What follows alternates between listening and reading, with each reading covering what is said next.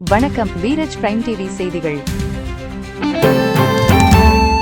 நாகப்பட்டினம் மாவட்டத்தில் அமைந்துள்ள புகழ்பெற்ற வேளாங்கண்ணி புனித ஆரோக்கிய மாதா பேராலயத்தின் ஆண்டு பெருவிழா கோலாகலமாக தொடங்கியுள்ளது. நேற்று கொடியேற்றம் நடைபெற்றது. இந்த விழா செப்டம்பர் 8ஆம் தேதி வரை நடைபெறும் என்று ஆலய நிர்வாகம் தெரிவித்துள்ளது. இந்த பெருவிழாவிற்காக பக்தர்களின் வசதிக்காக 1400க்கும் மேற்பட்ட அரசு மற்றும் தனியார் பேருந்துகள் இயக்கப்படுகின்றன.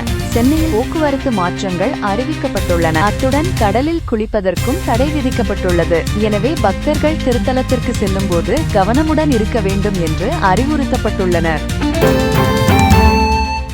பெங்களூருவில் உள்ள எம் சின்னசாமி மைதானத்திற்கு வெளியே ராயல் சேலஞ்சர்ஸ் பெங்களூர் அணியின் வெற்றி கொண்டாட்டத்தின் போது ஏற்பட்ட கூட்ட நெரிசலில் 11 பேர் உயிரிழந்தனர். இந்த சம்பவத்தில் 50க்கும் மேற்பட்டோர் காயமடைந்தனர். உயிரிழந்தவர்களின் குடும்பங்களுக்கு ஆர்சிபி அணியின் நிர்வாகம் கூடுதல் நிதியாக தலா 25 லட்சம் ரூபாய் வழங்கப்படும் என அறிவித்துள்ளது.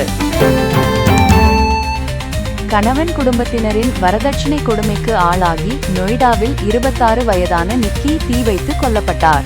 அதேபோல் பெங்களூருவில் 27 வயது ஐடி ஊழியரான ஷில்பா கர்ப்பிணியாக இருந்தபோதும் நகைப்பணம் கேட்டு துன்புறுத்தப்பட்டதால் உயிரிழந்தார்.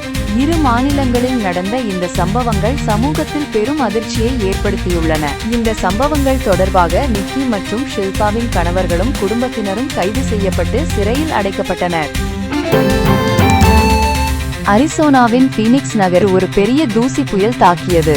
இந்த ஹபூப் என்று அழைக்கப்படும் புயல் காரணமாக 39,000 குடியிருப்புகளில் மின்சாரம் துண்டிக்கப்பட்டது. மேலும் பீனிக்ஸ் விமான நிலையத்தில் விமான சேவைகள் தற்காலிகமாக நிறுத்தப்பட்டன. பார்வை திறன் குறைந்ததால் பொதுமக்கள் அவசரமின்றி பயணிக்க வேண்டாம் என போக்குவரத்து துறை எச்சரித்துள்ளது. சீரிப்பாயும் ஆற்றை கடந்து சென்று குழந்தைக்கு தடுப்பூசி போடுவதற்காக சென்ற கமலாதேவி. ஹிமாச்சல பிரதேசத்தில் கனமழை மற்றும் நிலச்சரிவுகளால் துண்டிக்கப்பட்ட கிராமத்தில் ஒரு குழந்தைக்கு தடுப்பூசி போடுவதற்காக சுகாதார ஊழியர் கமலாதேவி சீரிப்பாயும் ஆற்றை கடந்து சென்ற காணொலி வைரலாகி உள்ளது. இந்த பணிக்கு சமூக வலைத்தளங்களில் பாராட்டுகள் குவிந்து வருகின்றன. அமெரிக்காவில் முதல் முறையாக தமிழ் கடவுள் சமயபுரம் மாரியம்மனுக்கு கோயில் கட்டப்படுகிறது. இதற்கான சிலைகள் மாமல்லபுரத்திலிருந்து அனுப்பப்படுகின்றன. இந்த முயற்சி பாரம்பரிய குலதெய்வ மற்றும் காவல் தெய்வ வழிபாட்டை அமெரிக்காவில் நிலைநிறுத்தும் முக்கியமான படியாக கருதப்படுகிறது. இது அங்குள்ள தமிழர்களுக்கு பெருமையும் மகிழ்ச்சியும் அளிக்கும் நிகழ்வாக பார்க்கப்படுகிறது. பிரதமர் நரேந்திர மோடி 2019ஆம் ஆண்டுக்கு பிறகு முதல் முறையாக சீனாவின் தியான்ஜின் நகரில் நடைபெறும் ஷாங்காய் ஒத்துழைப்பு அமைப்பு SCO மாநாட்டில் பங்கேற்கிறார்.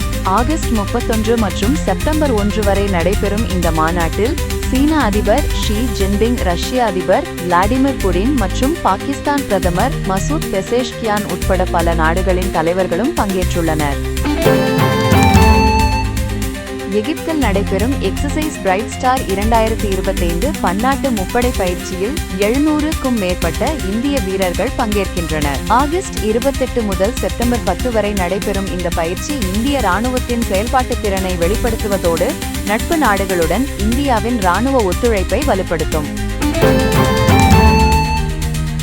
ஆப்கானிஸ்தான் மீது பாகிஸ்தான் ராணுவம் நடத்திய வான்வழி தாக்குதலில் 3 பேர் உயிரிழந்தனர். எல்லையில் நடந்த தாக்குதலுக்கு பதிலடியாகவே இந்த தாக்குதல் நடந்ததாக பாகிஸ்தான் கூறியுள்ளது. ஆனால் இதை இறையாண்மைக்கு எதிரான செயல் என்று ஆப்கானிஸ்தான் கண்டித்துள்ளது. இந்த சம்பவம் இரு நாடுகளுக்கும் இடையே பதற்றத்தை அதிகரித்துள்ளது.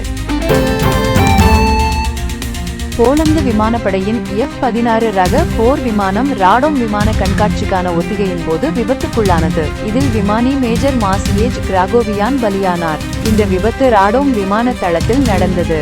ராடோம் விமான கண்காட்சி 2025 ரத்து செய்யப்பட்டுள்ளது. நன்றி. வீரஜ் பிரைம் டிவியுடன் இணைந்திருங்கள்.